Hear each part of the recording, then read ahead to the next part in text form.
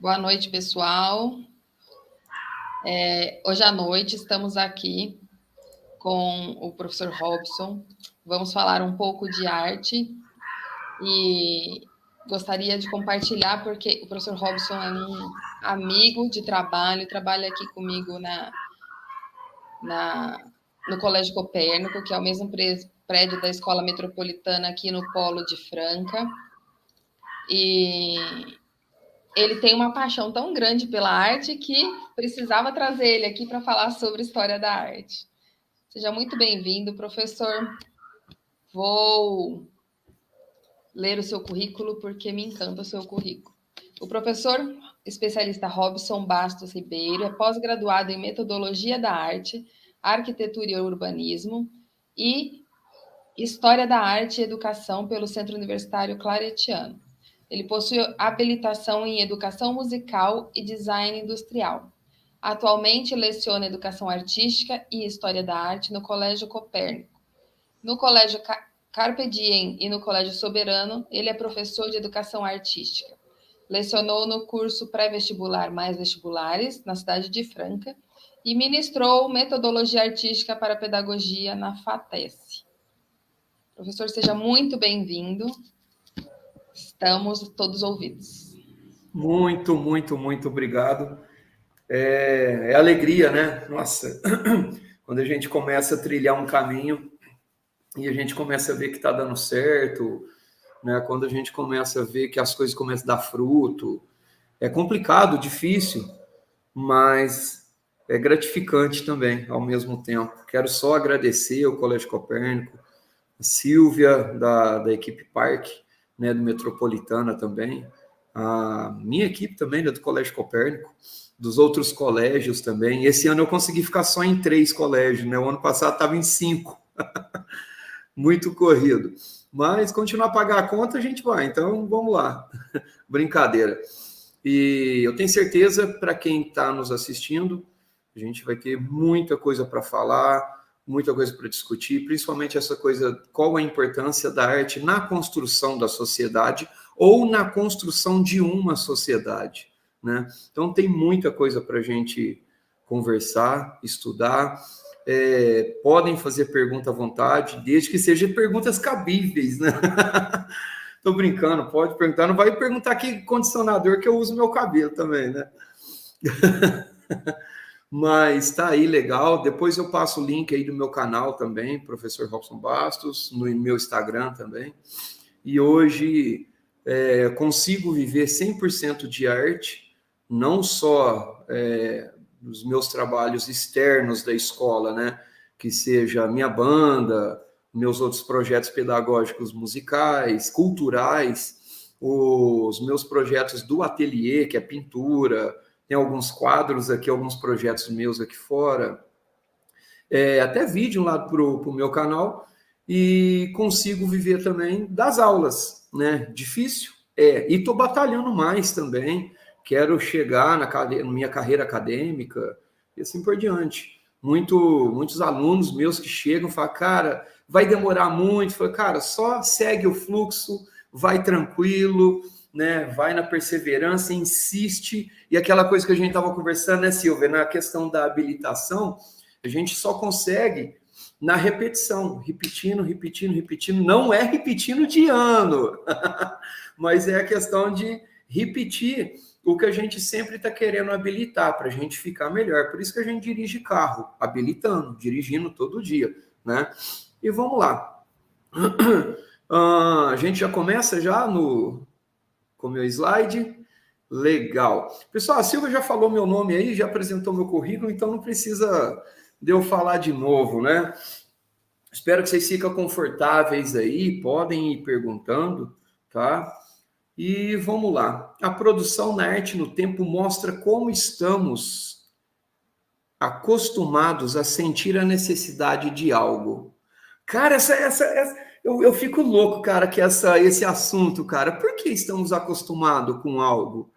Né? Essa aqui é a frase de um dos artigos que eu comecei a escrever sobre a comunicação primitiva não verbal, comunicação simbólica, né? E eu tenho que falar um pouco da antropologia, né? o pessoal aí de pedagogia, de antropologia ou qualquer outro curso que precisa de horas, vai captando esses detalhezinhos pequenos, né? A produção da arte nos mostra como estamos acostumados. A gente vê o tempo inteiro na nossa história como seres humanos, né, depois do Australopithecus, que a gente parou de ser nômades, decidimos não, é uma palavra até meio, os psicólogos fica louca essa palavra, eu prefiro usar a palavra decidiu, ou adaptou ou evoluiu, mas a gente conseguiu atender uma necessidade, conseguimos atender uma necessidade, cara, é muito louco isso. Então, na produção da arte, a gente começou a acostumar a ter mais, a correr atrás de mais coisas. E na arte a gente tem prova, qual a importância na sociedade, a gente tem essa prova. Desde lá das cavernas, a gente era nômade, a gente era acostumado a caçar, era fazer tudo aquilo. Eu não vou ficar entrando em alguns detalhes, que eu vou dar um salto quântico aqui, mas a gente começou a ser acostumado a ter mais. E esse mais, o que seria? Necessidade. E a gente vai ver ao longo aí da nossa conversa aí. Eu não tenho como eu ficar vendo aqui o comentário do pessoal aí, viu? Vamos ver aí. Ô Silvia, você vai me falando aí, se você vê alguma pergunta legal aí, você me fala, até no nosso assunto. E, pessoal, essa coisa da necessidade prova que esteve com o ser humano desde lá do início. O porquê não é meu assunto, não me interessa também, não quero saber, mas para os antropólogos, para o pessoal que estuda costumes, até de história também, tem uma resposta mais concreta. Tá? De história que eu falo nessa parte aí do costume de evolução e adaptação do ser humano. Tá? É claro que a gente vai criar 300 argumentos aqui para falar disso. Eu vou falar o porquê que a arte ela foi importante lá no passado, toda a nossa carreira, né, como seres humanos. A gente deixou de ser nômade, deixou de ser australopithecus, a gente nos tornamos lá os sapiens, que significa habilidade, significa inteligência, significa consciência, e a gente começa a fazer o quê? Registros. Você pode passar aí o slide aí, por favor? Ou eu consigo passar de... Ah, conseguiu. Pessoal, olha que louco! Já que a gente vai falar de arte, não tem como não falar desse cara que eu piro. Cara, tem uma cachorraiada aqui do lado da minha casa, e por ser atrás da faculdade, né, de outra faculdade que eu não posso falar o nome, mas tem uma cachorraiada aqui, desculpa, tá? Mas, pessoal, esse é o filme para quem aí precisa de horas, contabilizar lá nos cursos, assistam, tá? Esse é 2001, Odisseia no Espaço, de 1968, de Stanley Kubrick. Essa é uma enciclopédia. Esse filme é a enciclopédia. Sabe quando eu falei lá da necessidade? Olha que loucura. Silvia, olha que louco. Tá vendo esse... tudo bem, é uma ilustração teatral, cinematográfica de Stanley Kubrick, que ele queria trazer o homem antes de ser nômade, né? Antes de ser consciente, mas ele começa a fazer uma coisa. Ele começa a usar a ferramenta, começa a usar o polegar, ele começa a usar o osso, tanto para uma arma, para se defender. Olha que louco, cara! Stanley Kubrick é o cara. Já que a gente vai falar da arte e toda essa trajetória, tá aí a nosso primeiro dica de vídeo aí, anota aí, viu, pessoal? 2001, Odisseia no Espaço. 2001, Odisseia no Espaço, Stanley Kubrick é igual Nietzsche. Se você já começar de cara a ler esse livro aqui, Assim Falou Zaratustra, você vai querer largar de viver, vai querer largar tudo, não vai querer mexer com mais nada. Então, Assim Falou Zaratustra e assim como 2001, Odisseia no Espaço, de Stanley Kubrick, eu acho meio pesado. Para você ler, você tem que estar bem espiritualmente, abrir a sua mente para entender o cinema de 1968, efeitos visuais, aquela coisa do roteiro um pouco mais lento, tá? E aquela coisa de que era compreendido naquela época. Claro que a ciência vem para ajudar a gente, a ciência vem para crescer, e a única coisa que pode refutar a ciência é mais ciência. E não tem problema nenhum refutar a ciência, né? E Stanley Kubrick, pessoal, começa a usar o ser humano como essa coisa da ferramenta, tá? Alguns aí vai querer, alguns entendidos aí vai querer falar do advento pós-humano. Não, nós não vamos falar isso aí agora. Mas a questão da ferramenta.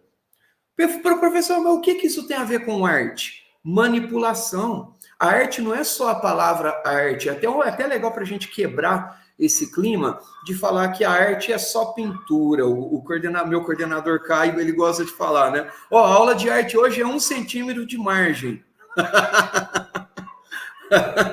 Falei, beleza, cara.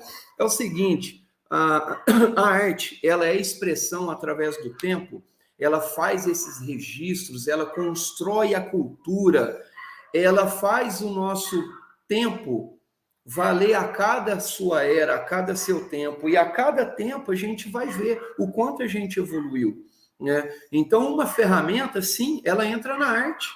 Eu tive no museu lá de Biologia e Zoobotânica, lá de São Paulo, porque eu sou apaixonado em biologia também, é minha outra vertente, né? A minha tatuagem de Darwin e o DNA, adoro. E eu fui lá que eu fiz questão de ir na sala do Darwin, né? Do Charles Darwin.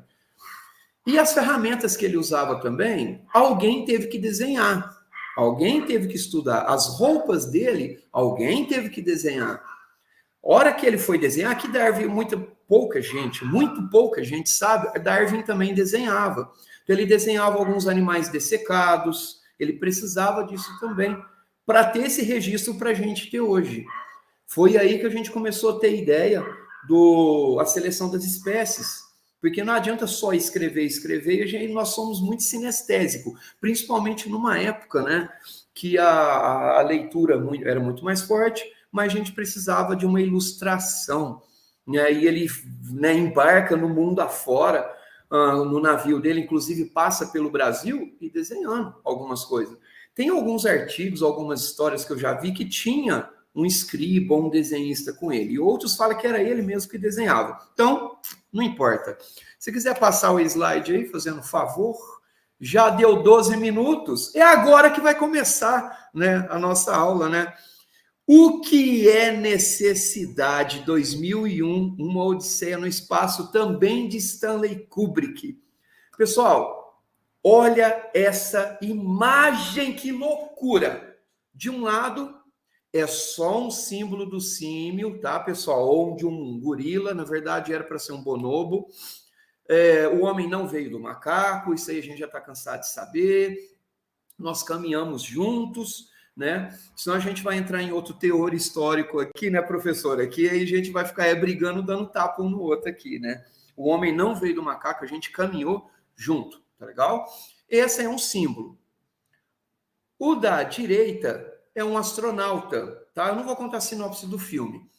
É um astronauta, porque conta passado e futuro. O filme ele é tão louco que ele começa bem lá no passado, na hora que o homem começa a usar a ferramenta, usa um osso, na hora que ele começa a se defender por conta da água, a escassez da água, ele começa a ficar inteligente, começa a perder pelo e tralalá.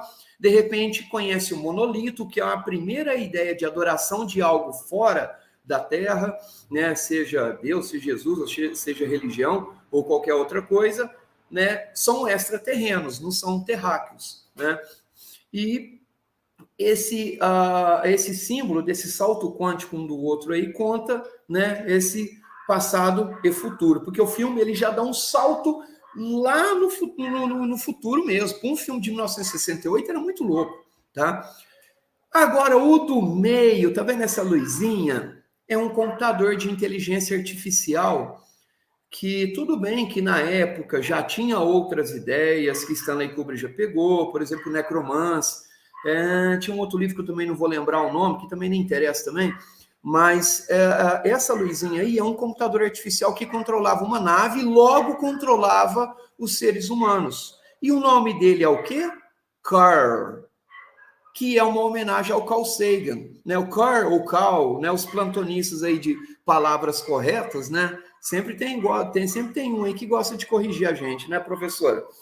Mas essa luzinha é uma homenagem, ou seja, a gente tem um passado e tem um futuro e tem uma máquina que nós criamos assim, como, né, algumas mitologias, Deus ou os deuses nos criaram.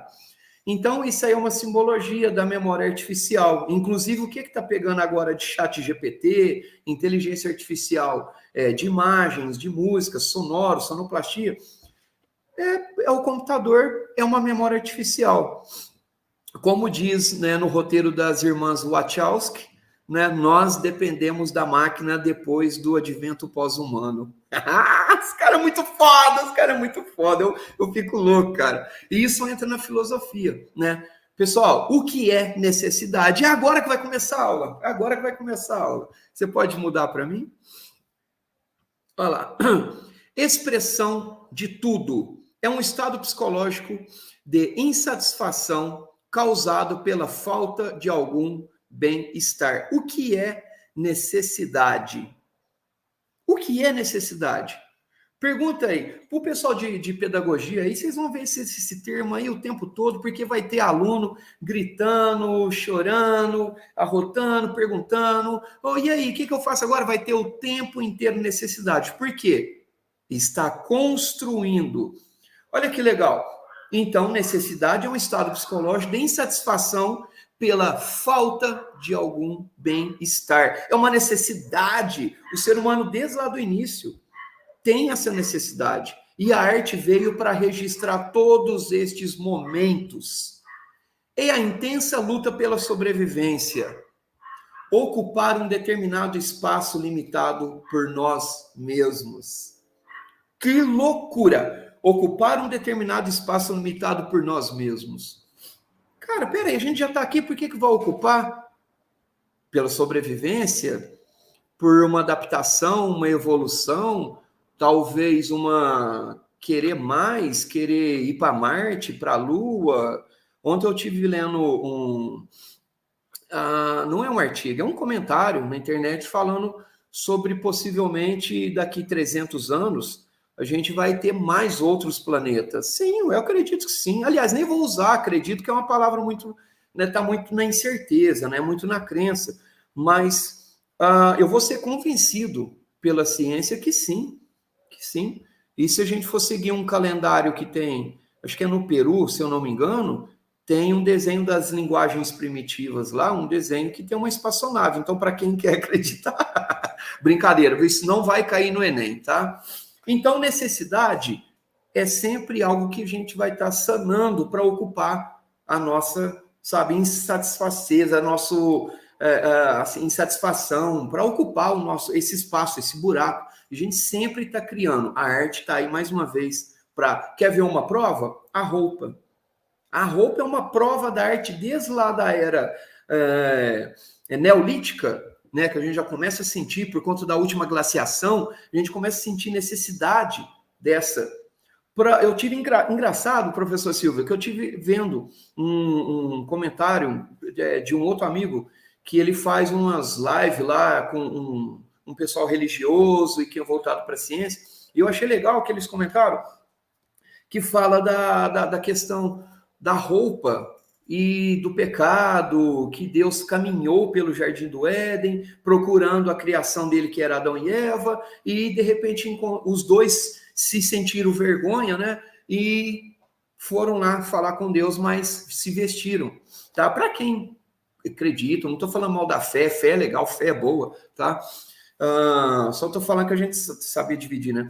Naquela época lá, o pessoal precisou ter essa necessidade da roupa para se proteger, para a última glaciação. E a arte, ela está na roupa, né? Foi descoberto um corpo na Síria, parece que tinha 16 mil a 15 mil anos. E a roupa dele era de pele. E, pasmem, já tinha costura. Tudo bem, na era neolítica, a gente já está falando de muita coisa que eles já usavam de ferramentaria, polegar, que já era o habilis habilis, nem era só o homem habilis, né? Era o homem consciente, mas ainda estava procurando uma terra para ficar, tralalá, não vamos falar dessa questão. mas a roupa e a tatuagem tinha no corpo, cravado, né? Foi descongelado, tal, porque foram construir um lugar lá e encontraram nessa desgeleira. É engraçado que as tatuagens também, os símbolos também datam daquele esqueminha daquela época neolítica, né? Se eu não me engano, na época neolítica superior. Então já estava quase acabando o neolítico indo para os metais. E eu acho interessante porque os desenhos eram feitos com ossos. Na época, né, era feito com ossos. Olha lá a ferramenta de novo do filme lá do Stanley Kubrick. Eles conseguiam fazer apontado. Eu cheguei a pesquisar, por causa do artigo que eu estou escrevendo, né, da comunicação primitiva, tatuagens antigas, de como era feito. E tem um martelinho tailandês, né, um entre parênteses agora aqui, senão a gente vai ficar ali, porque agora que vai começar a aula, né? E tem um martelinho, um martelinho tailandês que ele tem várias pontinhas. E eles mergulham na tinta vegetal e vai batendo nele. Você já deve ter visto isso em filme e tal. Foi encontrado na Filipinas, foi encontrado no Havaí, foi encontrado num sítio arqueológico chamado Sítio de Chaves, eu não vou lembrar o nome, que eu vou lembrar no meio do caminho aí. Sítio de Clovis, lembrei, que ele fica nos Estados Unidos da América, lá bem no norte mesmo, quase na divisa do Canadá, só que é um caminho que vai para o Alasca, que é onde eles falam pelo Estreito de Bering lá e tal, e na Tailândia. No filme Ômega, para quem quer assistir, eu não coloquei, que devia ter colocado, é um filme muito, muito bom, que é aquele filme do cachorro, né? O menino faz amizade com o cachorro, porque é uma ideia da primeira domesticação, né, do animal. E eles têm uma hora que eles usam a tatuagem para se localizar, né, no espaço, no céu à noite, né? E eles usam a mão assim, e tem uma hora que eles estão com o martelinho tailandês lá. Então eu pesquisei da onde eles poderiam ter conseguido, ou que lugar que eles estariam, era na Síria, qualquer lugar. No filme, na sinopse dele não conta, no roteiro. Eu sou muito curioso. Quando eu vou ver algum filme, eu chego a comprar livro de roteiro. Esse aqui é o roteiro do Laranja Mecânica. É o livro do Laranja Mecânica, do Stanley Kubrick. Né? Silvia, tá aí? Tô sim, professor. Ah, tá. Porque É que você foi mostrar o livro, eu deixei você maior. Aqui, ó. Esse é o livro de Anthony Burgess, só que é uma ideia tirada do roteiro de Stanley Kubrick. Então, eu sou muito enganado com essa coisa de roteiro. E vou sempre pesquisar, né? Meus filhos ficam me zoando porque amanhã vai estrear os Transformers e eu sigo os Transformers desde 1984 e amanhã a gente vai ver. Em 2003, eu já tinha um pré-roteiro com um fã-clube lá dos Estados Unidos e o filme foi sair só em 2007. Mas vamos lá, né? Vamos lá. Então, pessoal, eu procurei do filme Alpha, se tinha alguma coisa falando da época, do martelinho de tatuagem, não encontrei, tá? Mas também, como não é minha praia a coisa da arqueologia, apesar que eu já fui até no museu de arqueologia pesquisar essa praia, que eu adoro, né? Mas não é muito. Você pode passar o slide? Talvez eu estou muito rápido aqui, mas vamos lá. Pessoal, está aí, é agora que vai começar, tá? Arte pré-histórica. A arte pré-histórica, pessoal, tá lá o nosso registro. Para muitos estudiosos, fala que isso não era arte. Pasmem. Incrível que pareça. Muita gente fala que essa imagem, ou essas imagens rupestres, não eram arte. Porque na época o pessoal tinha um outro sentido.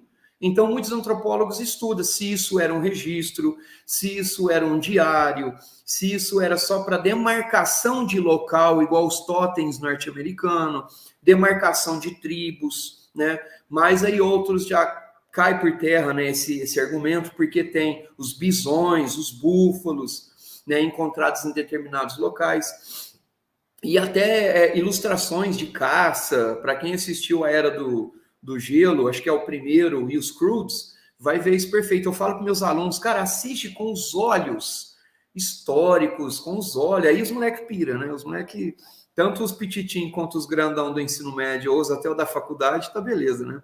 Você pode passar aí, fazendo favor. Agora eu vou um pouquinho mais rápido. Legal, a arte pré-histórica. Olha que legal. A gente tem duas imagens. A deusa de Vênus, de Willem Dafoe, a gente não vai falar dela agora, porque, né, já entra um pouco de crença. Mas ela é petitinha, foi esculpida, era esculpida com argila ou com osso, ou até com pedra, aquele calcário de bálsamo, que é mais fácil, né? Se não fosse um professor de história especializado em barroco, ia falar que era pedra sabão, né? Mas não é, não. Mas repara que tem uma tribo nômade que ainda está dentro da caverna. Então, eles têm o domínio do fogo, já é um registro nosso na arte, ferramentas de caça, outro registro nosso, a menininha está levantando um osso, roupas, que é o principal alvo ali da estética. Opa, falei a palavra que não era para falar. Cara, eu não sei para que ter tanto cachorro vizinho aqui. Tô falando que tem cachorro, tem que ter cachorro não, tá? Mas acho que tem uns 50 na rua ali. Olha só. Então, a questão da roupa, da bota, pasme, o negócio é tão antigo quanto a gente imagina. Roupa, bota, tatuagem antiga e é escrita na parede. A Willem Dafoe, eu vou tentar falar aí com o tempo aí, porque ela vai causar polêmica, porque já entra a questão da crença. Inclusive, tem um artigo muito, muito louco que eu assisti, que a Willem Dafoe foi encontrada, né, na Áustria. Mas a característica dela é negroide, é africana. E outras estatuetas foram encontradas na África, nessa era pré-histórica, inclusive até antes da era neolítica. E entra essa questão da crença, da divindade, da onde surgiu isso. Muitos já falam da época, né, de Adão e Eva e tralala, mas aí é uma crença, não vamos confundir, tá? Porque tem outras crenças também de cada outros países, outros continentes também. Mas a Willem Dafoe, ela tem uma característica chamada deusa Vênus, porque eles viam na época quem gera a vida é a mulher. Ah, professor, mas precisa do homem por conta do esperma. Tá, ele não vai entrar nessa questão biológica, tá bom? Mas a questão da crença de quem gera a vida, que dá a vida, é uma deusa e não Deus. Isso aí virou uma polêmica no artigo que eu vi, até no fórum, porque a questão da palavra, né, deusa, ela vem em outras traduções também, olha que loucura, nas traduções antiga, aramaica, arcaica, nas traduções mesopotâmias, né? Depois que o negócio foi modificando, mas não sei se é até perigoso a gente falar, né? Foi por conta de preconceito ou a questão patriarcal, que eu não vou entrar em questão agora, senão o pessoal vai me fuzilar, e não é essa aula, né? Mas a palavra Eva, ela tem um outro sentido chamado gerar vida. E em uma outra tradução que eu encontrei, inclusive até um mapa, os continentes eram os nomes dos filhos de Adão, incluindo Adão e Eva. Então, não seriam humanos, seriam continentes, primeiras civilizações e as primeiras crenças, tá? Mas isso é um mito, tá bom? Isso aí é só a questão da arte estar registrando a nossa passagem no mundo. Agora que eu vi, acho que eu consigo mudar o slide daqui. Não é muita tecnologia. Sem problema. Quer que muda? Não, eu posso mudar daqui. Então vai lá. Professora, pessoal, estou falando muito rápido, vocês podem ir perguntando aí, tá legal? Qualquer coisa. Na verdade, eles só estão falando que estão amando a palestra, que tá gostando até de arte agora. Oh, que legal! É engraçado porque eu falo isso para meus alunos. A questão da arte, ela não é pegar um papel e pintar.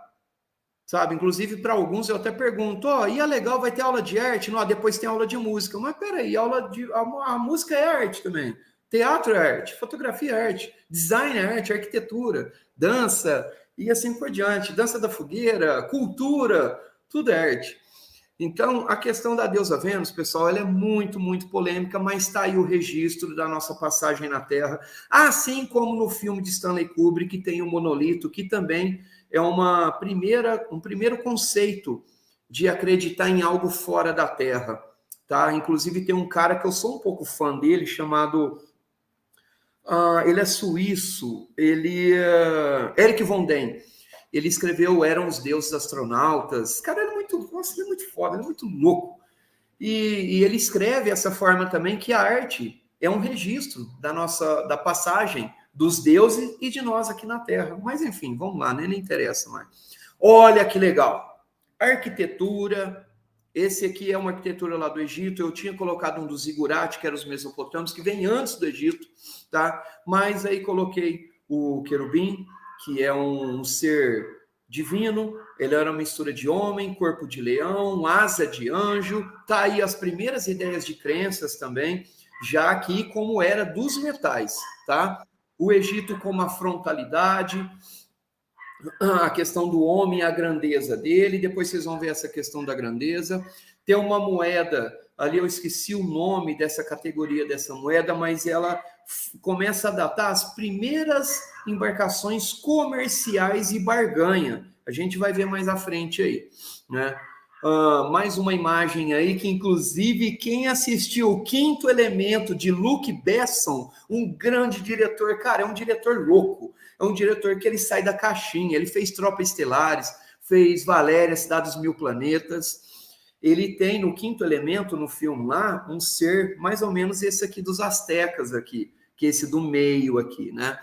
E a cabeça colossal encontrada hoje no México, que é da cultura Olsteca. Essa, pessoal, essa cabeça tem 4 metros, esculpida à mão. Ela é da cultura Olsteca, que deu origem aos Olmecas, e ela é de uma pedra que não existia no local que ela foi encontrada. Não existia, não existe. É uma característica. Peraí, professor, você falou no México? No México, peraí. Sim, ela tem uma característica negroide. Ela tem uma característica negroide. E eu tenho um trabalho com o 6º ano da gente construir, né? Porque eu gosto de estudar escultura e arte primitiva, com o 6º ano. E a gente vai estudar da onde surgiu. Mas peraí, então as primeiras embarcações, teve um aluno meu que procurou. Cara, eu pirei, é isso, cara. Por isso que eu falo com meus alunos, se vocês entenderem a aula, mastigar, vocês não precisam estudar em casa. Aí chega em casa, vai estudar guitarra, vai fazer um bolo, vai escrever, né? Faz um bolo de chocolate, uma pasta de banana com canela, vai fazer cerveja, né? Eu tô com uma acabando de fermentar ali. Então, pessoal, teve um aluno meu que estudou e ele procurou, e ele falou, professor, existe uma ideia de um vídeo que eu vi, que as civilizações das Américas possivelmente veio da África. Eles vieram, claro que não veio trazendo essa cabeça rolando aí, né? Que até porque veio por água, veio por embarcação, né? Mas ainda assim primitivo. Chegou aqui e trouxe a cultura deles, né? E claro que o negócio vai modificando, adaptando, evoluindo com o tempo. E eu falei, cara, é isso. Aí eu perguntei para ele, falei, cara, você já viu a teoria do sítio de Clovis, o sítio de Java que tem lá na Ásia, dessas questões que são questões, 3 questões, né? O homem está lá na Ásia, vem para cá para as Américas, por isso que o nosso índio, a característica asiática, ou a característica negroide, né? Possivelmente veio, ou então veio lá do Estreito de Bering, deixando os registros. Então a gente tem o sítio de Clovis, o homem de Java lá na Ásia e a cabeça colossal característica negroide. Aí ele falou assim, professor, buguei agora, mas eu estou adorando. A arte não é só pegar papel e fazer uma margem de 1 centímetro, igual diz meu coordenador, né? Se ele estiver assistindo, um abraço aí, viu? E olha que legal. Agora que vai começar a aula, pessoal, talvez a maior invenção do ser humano não foi o computador, não foi a roupa para nos proteger, ou a arma, ou o advento pós-humano, o telégrafo, o telefone, ou o celular. Pessoal, a maior invenção do ser humano, coisas que eu estou falando que eu já li também, é a escrita. através da escrita, para sanar uma necessidade, através da escrita, ela tem essas características que conta a nossa história e facilitou o homem daquela época. Essa primeira que está vendo aí, a pretinha, ela é asteca e ela é uma escrita. A segunda, que na verdade é a primeira, essa é a escrita suméria, que é o primeiro registro que se tem da era Mesopotâmia, que o homem começou a escrever. Então ele teve uma necessidade de registrar, e isso está dentro da arte, essa escrita. Tem alguns antropólogos que falam que era por conta da comercialização, da barganha e tralalá. Outros falam que era por conta de leis que a Mesopotâmia precisava, dos babilônios, os assírios, os acadianos, precisava de manter, né, para reger, né, o projeto deles. E a terceira aqui embaixo é do Egito. Tá? Eu ia colocar da Grécia, da Roma Antiga, mas eu preferi fazer só isso porque foi o registro principal da época. Tá? O do Egito, ele é mais pictórico, tá? Tem desenho que dá para entender, que é um pássaro. Os astecas também. Agora os assírios criaram mesmo uma forma que seria só deles. Tá legal? Anota aí, pessoal, a maior invenção do ser humano é a escrita. Legal. A arte já começou a fazer efeito? O que você acha, professora? Eu acho que sempre. Depois de tudo que eu falei, a arte ela começou a ter um sentido maior. A pintura, a música, a dança, que esteve ainda lá desde o primitivo até hoje. A arte corporal, as tatuagens antigas. A arquitetura, principalmente, quando o homem deixa de ser nômade, ele vai morar no lugar, domestica animais, ele começa a trabalhar com irrigação, domestica plantas também, e ele tem que ter um lugar para ele ficar. E a gente já foi encontrado na arquitetura casas feitas com dente de mamute, coisa de 10 a 15 mil anos atrás. Né? Tem um sítio chamado Göbekli Tepe, que esse é um sítio todo de pedra e tem uns animais escavados nas colunas. E se eu não me engano, acho que está acima da Síria, alguma coisa assim. Göbekli Tepe, tá? E esse sítio todo cravado, né, de animais. Tem até uns argumentos falando que são dos povos que desceu da Arca de Noé, mas é um mito, tá, pessoal? Porque tem outras culturas que acreditam nisso também. Mas Göbekli Tepe ainda é um mistério, porque além da arquitetura feita em pedra, e ela data, através do carbono 14, ela data de 16 a 14 mil anos. Então, ou seja, o pessoal já estava saindo ali do começo do Paleolítico, do Neolítico inferior, chegando no meio ali para o superior, já começou a ter essa coisa da estética, que é o que está escrito aí.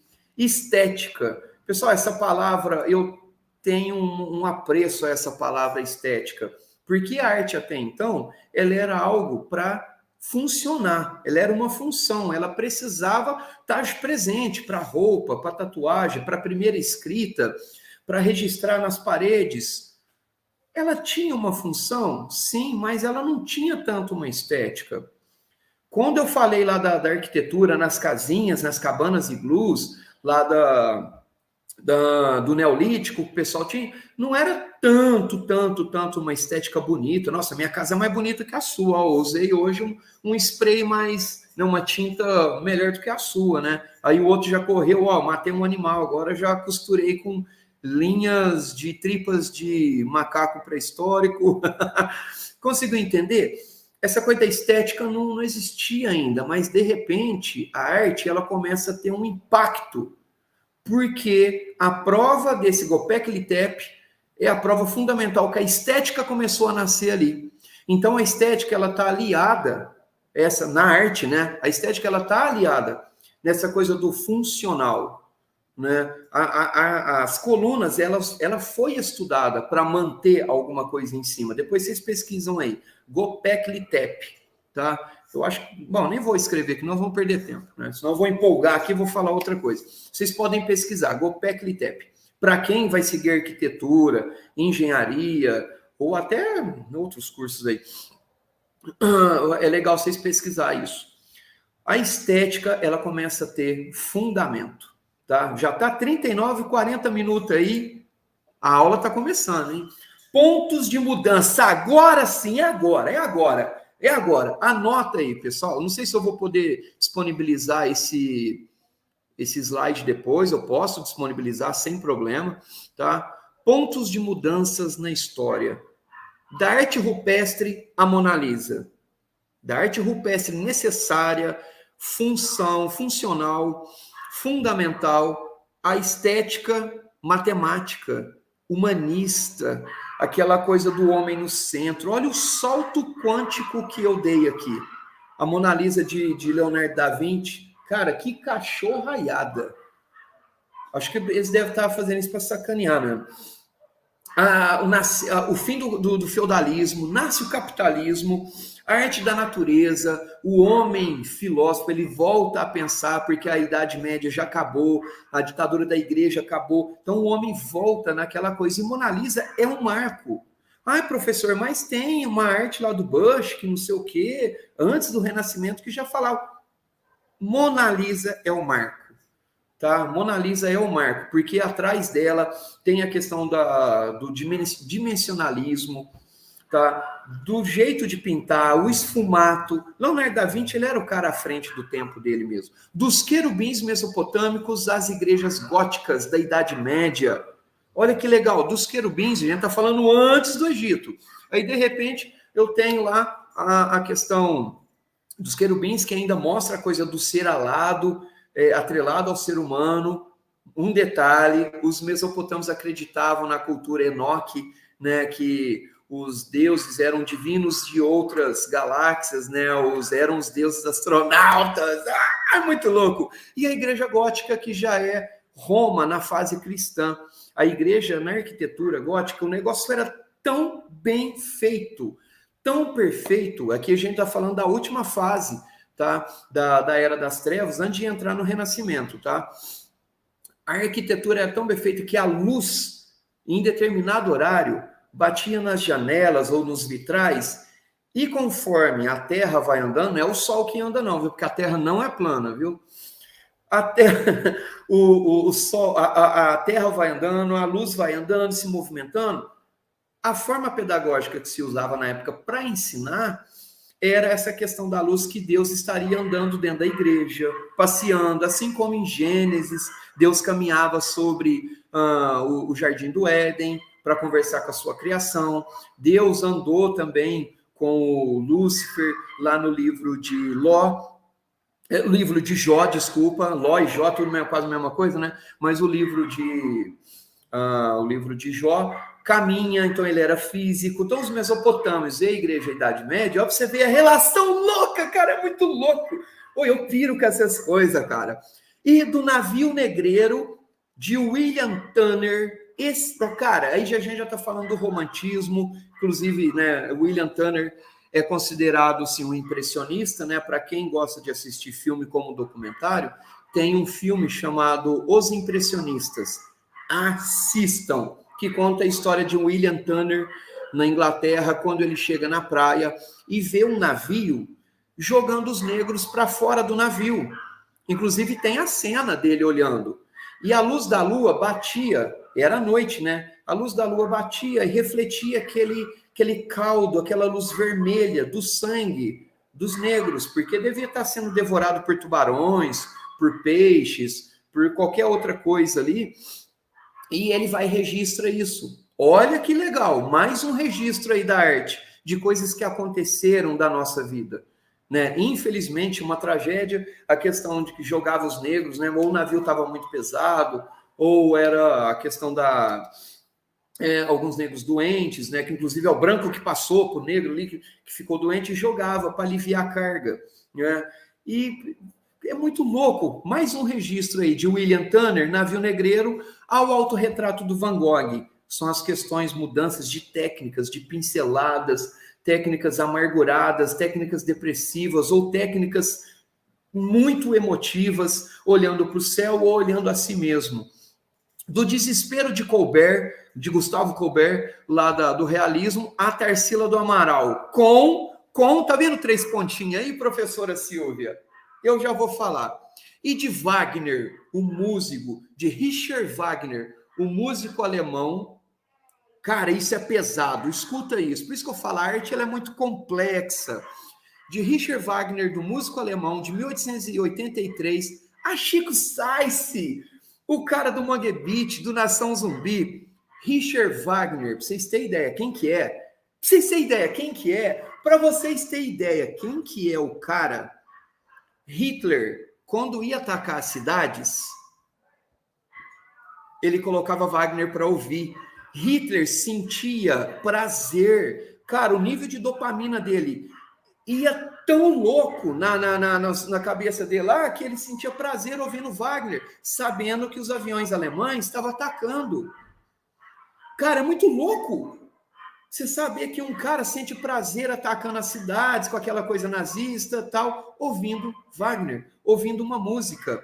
E já foi constatado, sim, através de Kandinsky, Franz Marc, não vou lembrar do outro cara, também nem interessa, mas a questão de que a música, ela faz, sim, um sentido que ela começa a movimentar a quantidade de corticol, quantidade de dopamina, ela eleva essas químicas, não vou lembrar as outras químicas do cérebro, que faz com que a gente entenda a nossa emoção. Imagina Van Gogh fazendo o autorretrato dele. O nível de dopamina dele devia estar zero, ele devia estar depressivo, né? E Chico Science, quando estava fazendo o Maracatu Atômico, apesar que não é dele, é do George Maltner, mas consagrou, né, com ele Gilberto Gil, mas outras músicas, né? Meu Maracatu pesa 1 tonelada. Através desse cara, professor, mas já tinha maracatu rural, maracatu baque virado em outras. Né? Cara, pode falar o que quiser, mas Chico Science foi esse cara que trouxe, que ele registrou a cultura do Nordeste, trazendo aqui para o estado de São Paulo. Por quê? Vamos ler aqui que Tarsila do Amaral tá falando ali. Antropofágico. Até cuspi na minha tela aqui, ó. Pessoal, São Paulo, um pedaço de Goiás, um pedaço de Minas, né? Lá da minha terrinha, Goiás, eu ia falar Minas, né? Da minha terrinha lá de Goiás, né? Em Tumbiara. Mandar um salve aí para meus parentes que estão assistindo também. Cara, olha que louco. Nós somos antropofágicos, nós comemos culturas. Quando o Tarsila do Amaral faz aquilo lá, é o homem que come gente. Aí Oswald de Andrade chega e fala, cara, isso é muito louco, porque isso vai fazer com que mostre para o brasileiro que ele é comedor de cultura. E é mesmo, cara. A gente vai fazer festa junina aqui, o pessoal quer dançar country, né? Aí não pode falar porta, tem que falar country, né? Aí você fala cowboy, essas coisas, pode, né? Mas falar porta, porco, portão, não pode, né? Mas é engraçado. Chico Science consegue trazer e registrar essa cultura nordestina para os antropofágicos aqui, dessa região central brasileira. Muito louco, cara! Pontos de mudança também da história. De Metrópolis de Fritz Lang, cara. Metrópolis de Fritz Lang, 1927. É um filme de ficção científica que durava 4 horas. Com a Primeira Guerra Nazista, né? A Primeira Guerra Mundial, 1914 até 1918, teve um problema lá que sumiu, queimou, e foi achado recente um outro rolo na Alemanha que ela traz acho que 2 horas, tá? 2 horas de vídeos ali. O filme é de 1927. Quando a Primeira Guerra Mundial acaba, foram encontrados vários problemas lá de estúdios, né? Todos queimados. O problema aqui, que eu até fiquei curioso, eu fui procurar, porque as datas não batem, mas os filmes realmente foram queimados. E colocaram isso tudo culpa na Primeira Guerra Mundial. Esse rolo foi encontrado, hoje ele está no museu, né, na Alemanha, e ele data o expressionismo alemão. E, pessoal, Metrópolis, tudo que vocês assistirem de ficção científica, inclusive eu coloquei ele de Star Wars, tá lá no Metrópolis. O próprio George Lucas fez uma homenagem com o robô, o C3PO, que lá no filme do Metrópolis é uma mulher. Mas não, a coisa do patriarca, vamos colocar um. Se você olhar os dois, é o mesmo robô. É o mesmo. E o outro detalhe, hora que lá no filme Metrópolis, tem uma cena lá que o robô começa a amar, a robô, né, a mulher, começa a amar. E era um pecado, porque o filme se passa no ano 3000 e tanto.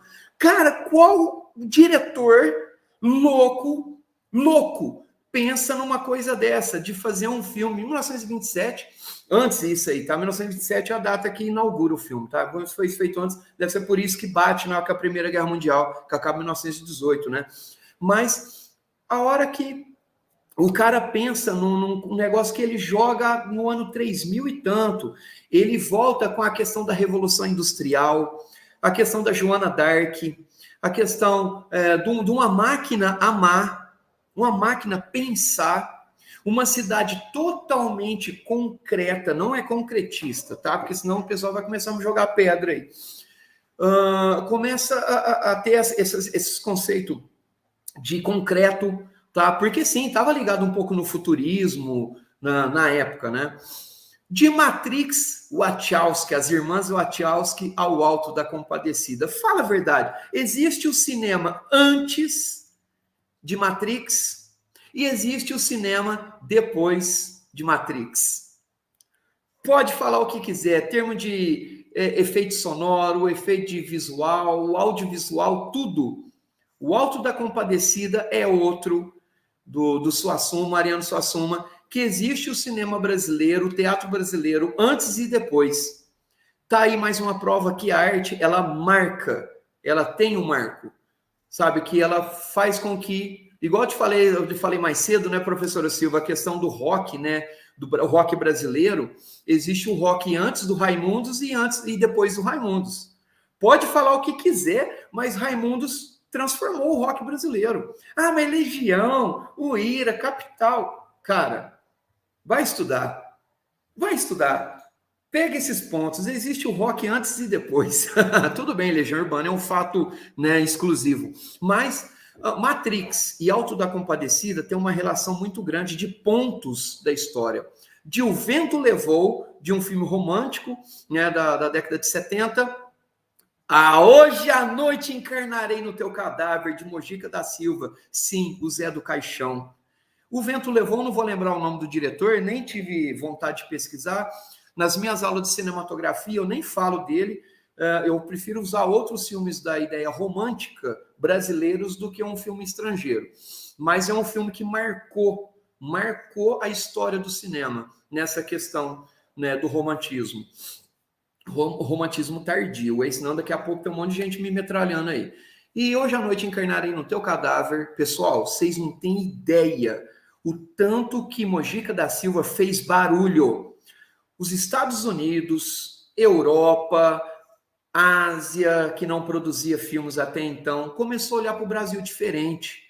De repente, o rei da pornô chanchada ou fez um filme de terror que é considerado cult e cine trash, que mudou.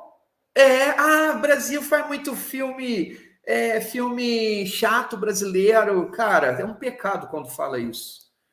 Tem aluno que fala isso para mim, eu falo, cara, nossa, eu não vou nem dar ouvido, né, para não falar outras coisas. E de Sleep, de Andy Warhol, A Criação, que é uma biografia de Charles Darwin. Porque até então o pessoal tinha um mito do livro Seleção das Espécies, quando ele surge lá em 1829, se eu não me engano. 1850, ele escreve em 1829, é publicado em 1859, bem na época da fotografia, né? 1856 da guerra. Sleep é dos anos 80, tem 4 horas. O filme é uma pessoa dormindo. Chama Cinema Experimental. E Andy Warhol, por ser um cara da pop art, ele queria cutucar, falou, quero fazer um negócio diferente. É uma pessoa dormindo. Aí ela abre o olho, ela acorda, o filme acaba. O cara, para fazer um filme desse, de 4 horas, é muito desgraçado, o cara, para fazer um bagulho desse, cara. O cara tá dormindo, quem assistiu um negócio desse? É só quem é da arte, né? Eu, por exemplo, né? Eu tive agora no MAN, né, que é um museu de arte moderna em São Paulo, minha namorada foi comigo, né? E ela é de educação física. E lá tinha uns jarros grandes com uns fones de ouvido dentro. E tinha sons do Pantanal. Cara, eu sentava, eu olhava, eu chorava. E eu consegui me conectar. E ela chegou, ela sentou também. E ela pôs o fone e ela... Mas como sente isso? Como que consegue conectar? Falei, conecta. Só sinta. Deixa a arte falar com o seu coração. Ela tá ali, ela deve estar me xingando. Então, pessoal, a coisa do sleep ou da arte em geral é a questão da conexão.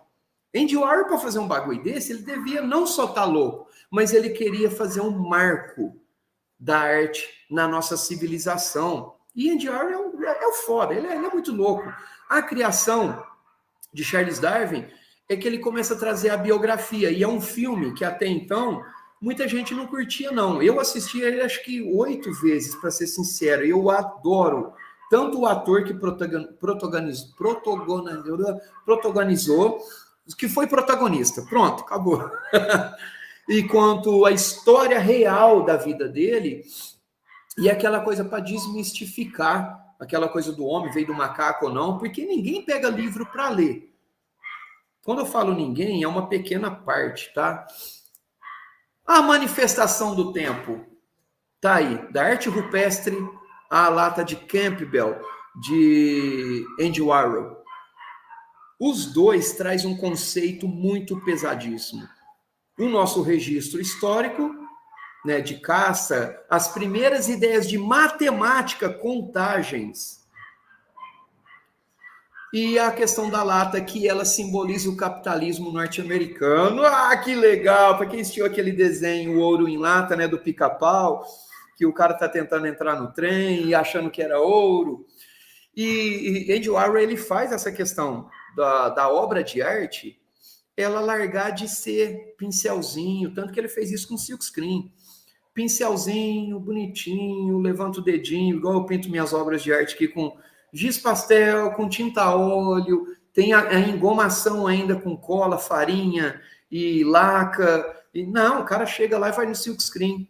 Uma obra dessa aí, quem tem, deve estar valendo 40 milhões, cara.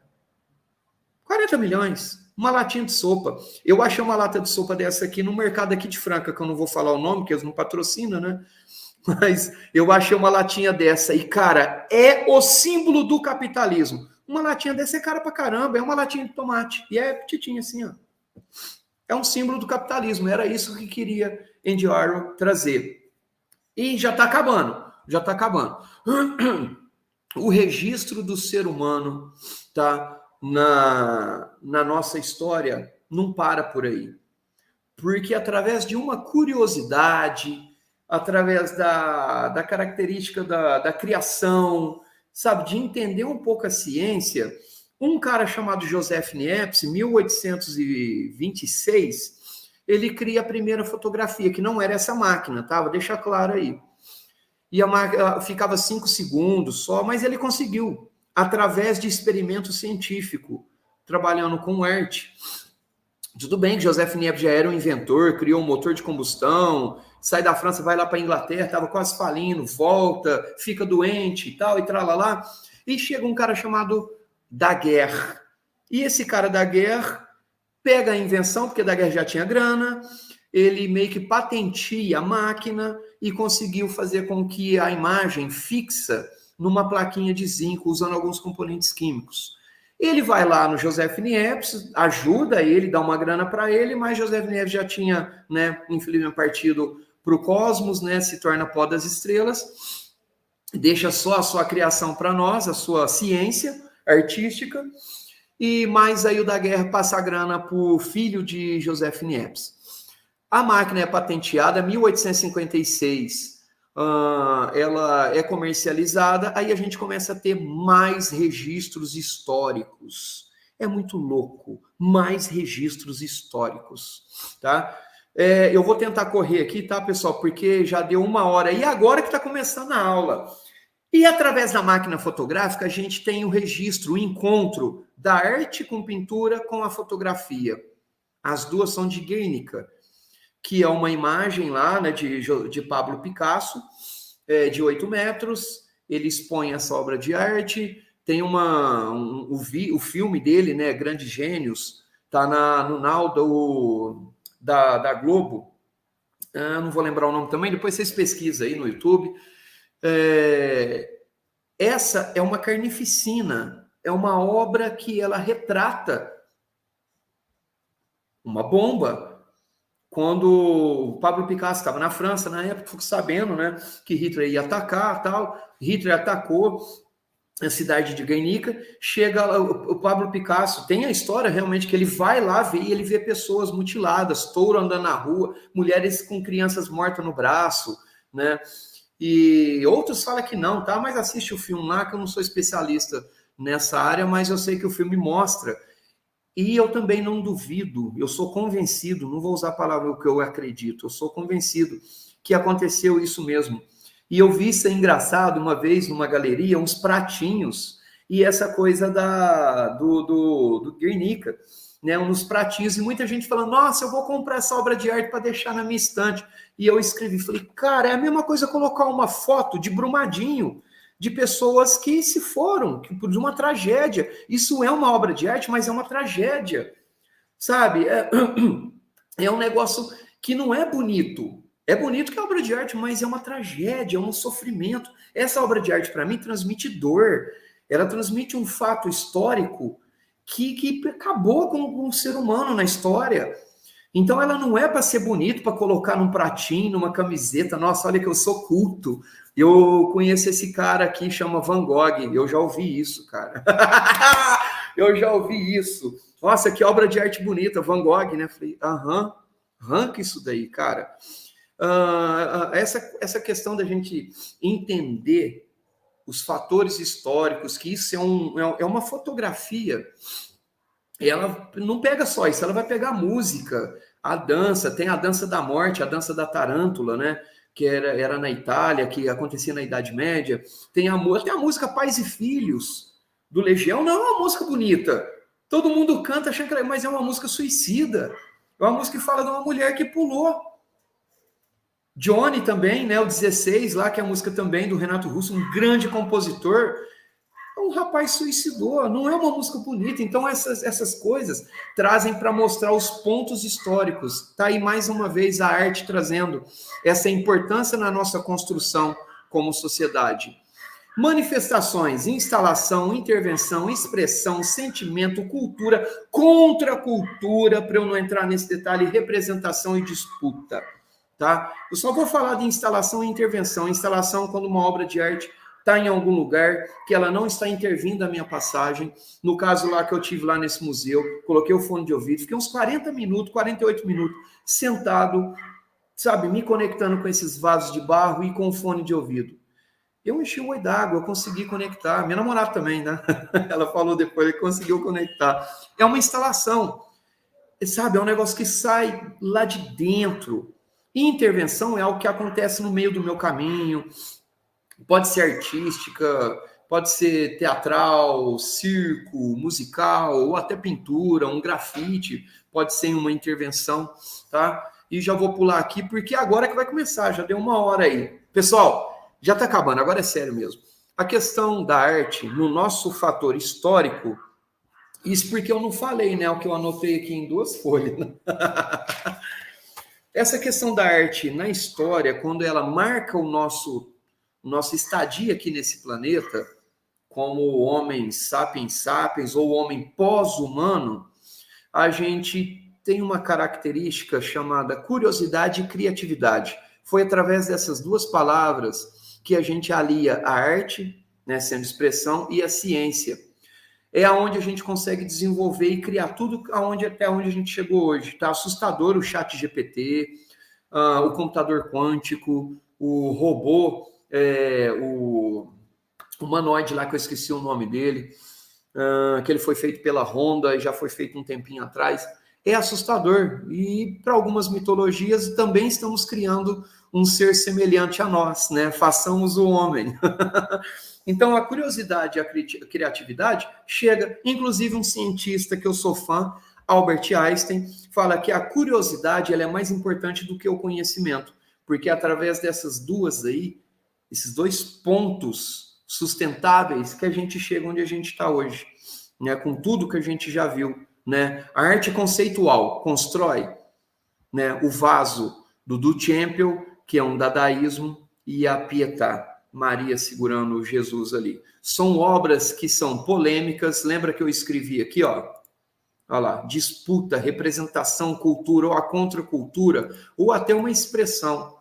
Uma representa uma religião, uma divindade ou um mito que aconteceu. Não estou desclassificando, não. Quando fala mito, tem gente que não gosta que usa a palavra, né? Mas, e a outra, ela é polêmica. Nós somos aquilo que jogamos fora. Duchamp, ele queria causar, ele queria cutucar, ele não queria ser só arte. Então, a arte, ela vem para causar, para te deixar em dúvida. Ah, a obra Pietà, legal, é Maria segurando Jesus, tá, mas Michelangelo, né, ele faz Maria ali, tudo, ela é maior do que Jesus, porque ela representa a ligação do divino com o terráqueo e tralalá, mas então, a gente só vai colocar a nossa fé, nossa, que obra bonita, agora o outro a gente pensa, a gente vai pensar, nós estamos jogando fora. A arte, em sua mais pura sanidade, cria oportunidade de produção, dando um novo caminho para a criatividade e a curiosidade. Bastos, Robson. Pessoal, tá aí, é sério mesmo quando eu falei, deu 1 hora certinho, tá aí meu Instagram, meu canal, Professor Robson Bastos. Qualquer dúvida, me pergunta lá, estou à disposição. Perguntar sobre cursos, sobre ideias para faculdade, vestibular, Enem, arte, isso dentro da arte, tá? E estou aí. Espero que vocês tenham gostado. Espero que vocês tenham satisfeito aí, enchido aí, sabe? Ficou satisfeito. Eu gosto disso, né? Quando fica satisfeito, né? Bem que a gente percebeu que você gosta de arte, professor. Os alunos todos falando aqui que se tivesse um professor desse, tinha tirado 10 em história, em arte lá. Eu gosto. Tem muito mais coisa para mostrar, por exemplo, esse aqui não, esse aqui é do Richard Dawkins, esse aqui é meio doido, Deus no Delírio. Ó, esse aqui é um livro legal e é brasileiro, fala da arte nas cordas, Leonardo Boffin, isso aqui alia a nossa questão da ciência, a ciência e a arte junta, a expressão, é o Cristo cósmico, né? O cinema novo de Glauber Rocha, e outros que eu tenho ali, que senão eu vou ficar mostrando ali até ali, viu, pessoal? Mas, seja qual seja o livro, ou filme, ou pintura, ou o que for, pessoal, a arte, ela vem para marcar a nossa estadia nesse planeta, e eu aprendi uma coisa do nosso propósito. O nosso propósito é viver, mas o ponto final não é a gente que dá, né? O nosso propósito é viver e marcar. Eu quero deixar algo marcado para os meus filhos, para o meu nome, né, no futuro. Eu não penso assim, morreu, acabou.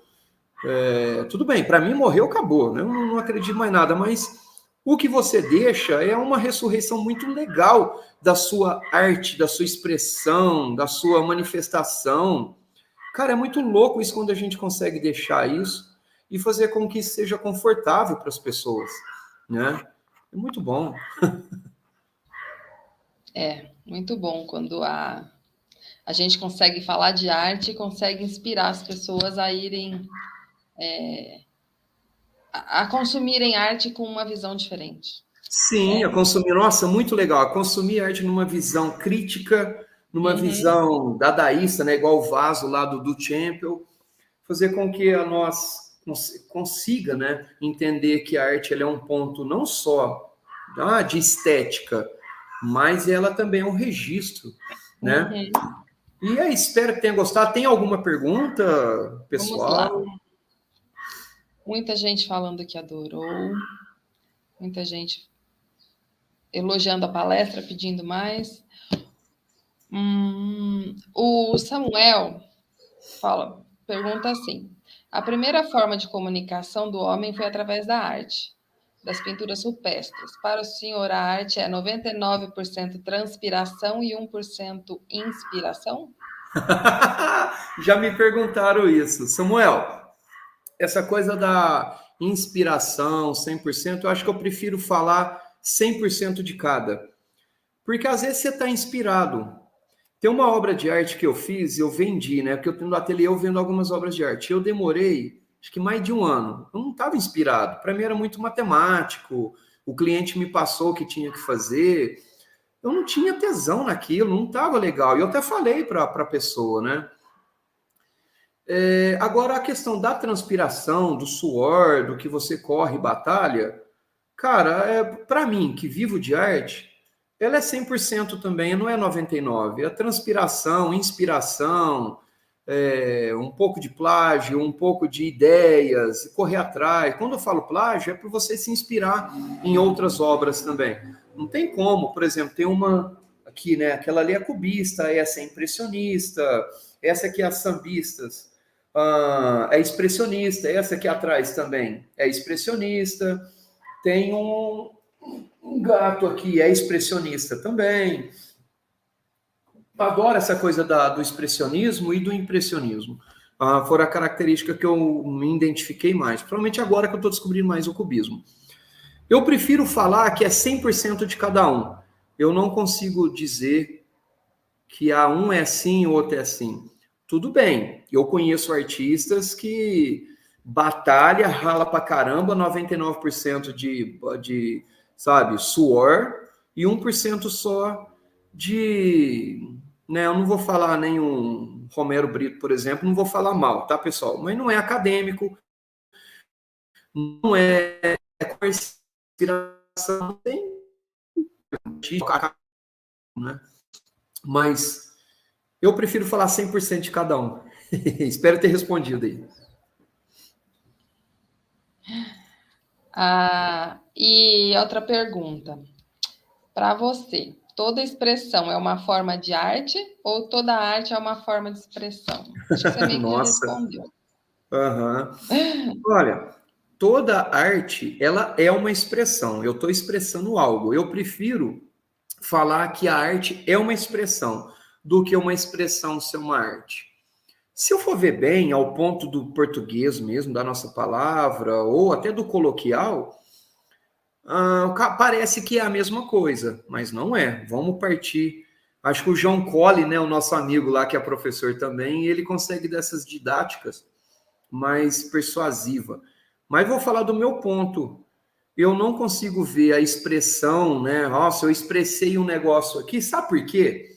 Porque senão fica igual aquela coisa da banana que o pessoal pegou aquela silver tape e colou naquele quadro. Nossa, é arte. Eu não consigo ver dessa forma, tá? Eu estou tentando lembrar aqui de um outro quadro também, que o cara jogou um monte de coisas lá, inclusive macarrão, sangue, fumaça de cânhamo, e falou que aquilo é arte.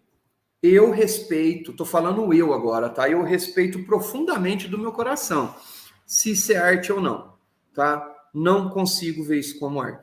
Então quer dizer que você não consegue ver o vaso do Champion? Eu vou confessar, eu não consigo ver aquilo lá como uma forma de arte. Agora sim, eu consigo ver aquilo lá uma forma de expressar uma crítica. Aí sim, se eu estou fazendo uma crítica, eu posso usar isso como uma arte. Inclusive, músicas fazem isso. Né? Vamos falar do Tropicalista, né, de 1945, pós-modernismo, que tem essa característica de usar a música como duplo sentido, ou um gênero que o cara criou lá, e um concretismo, e fazer com que isso seja uma arte. E se ele usar isso como uma crítica, aí sim eu vejo como uma arte. Mas eu prefiro falar assim, não, agora eu vivo disso, eu quero fazer uma pintura, uma música, uma escultura. Eu quero hoje fazer uma poesia, eu quero pintar a minha geladeira, que eu já ensaiei várias vezes para pintar. Os grafites que eu faço, os projetos que eu faço, estão lá no meu Instagram também. Eu consigo falar, isso é arte, eu estou me expressando. Né? Quando eu vou tocar guitarra, eu adoro música, eu consigo expressar. Agora, caso contrário, eu acho meio ridículo, vou até usar essa palavra. Uma vez eu vi um grupo de Franca, não vou criticar, tá? Porque cada um é um, até porque eu conheço muitos grupos de teatro aqui em Franca, amigos meus do Garrafa Verde e tal. Ah, alunos meus que são da arte, inclusive a minha filha adotiva de música, né, a Cleo, de música não, de teatro, né? Ela adora essa coisa, ela expressa. Eu acho ruim quando o pessoal fala, teve um vandalismo ali, o pessoal falou que isso é arte. Cara, eu sou totalmente radical, tá? Não estou envolvendo política, por favor. Mas eu sou radical, não acho isso legal, não. E teve em Franca um grupo que mergulhou na fonte lá do centro. Tudo bem que é o pessoal da faculdade ali, né? Lá do. Não vou falar o nome, né? Mas, porque senão eu pergunto, são uns Mas é processos. tradição, não é? Então tinha uma tradição. Cara, no outro A dia. pandemia acabou a tradição.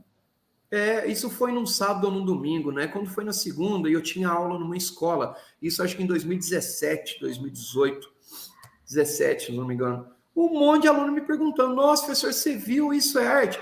Pessoal, eu prefiro não responder. Porque, ao mesmo tempo, eu conhecia alguns de lá que pulou lá dentro. Eu até falei para ele, falei, pô, cara, isso aí é meio estranho, velho, mas cada um é um. Mas eu achei ridículo, eu não achei isso legal. Então, por isso que eu prefiro falar que expressar tem que tomar cuidado na onde você vai fazer a sua arte. Nossa, falei bonito agora. Professor, eu queria fazer mais um monte de perguntas, mas nós estamos aí com o tempo escasso. Eles têm que estudar para a prova, tem prova para fazer, né, pessoal? Estudem a prova antes de entrar na prova, hein?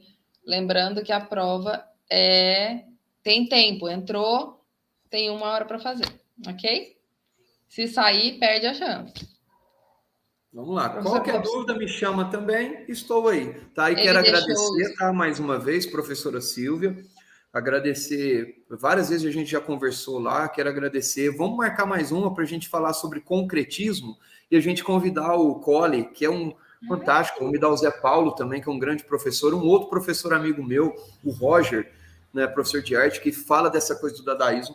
E o que vocês precisarem, quero agradecer o Colégio Copérnico, a minha diretora Carlos, meus coordenadores, né? As outras escolas também que sempre me apoiam. O meu tempo que tá, não posso falar os nomes, né? Tal, mas você falou do início, as escolas que me apoiam, quero agradecer de coração mesmo, né? O Copérnico, o Soberano, o Carpedim, as escolas que eu já passei, os professores que estiveram comigo no passado, que acompanhou essa minha caminhada, né? E falta muito ainda para mim, vou chegar lá. E é isso, quero te agradecer mais essa vez. E todos os alunos que prestigiaram e as perguntas aí. Também quero te agradecer. E é uma ideia boa, vamos fazer uma outra roda de conversa, colocar você, o Cole, todo mundo para conversar. Muito obrigada, professor. Alunos, muito obrigada. Boa noite, bom estudo. Nos vemos aí ou no WhatsApp, ou no SGA, ou na próxima palestra. Semana que vem tem mais. Ok? Valeu. Abraço, boa noite. Até mais. Valeu.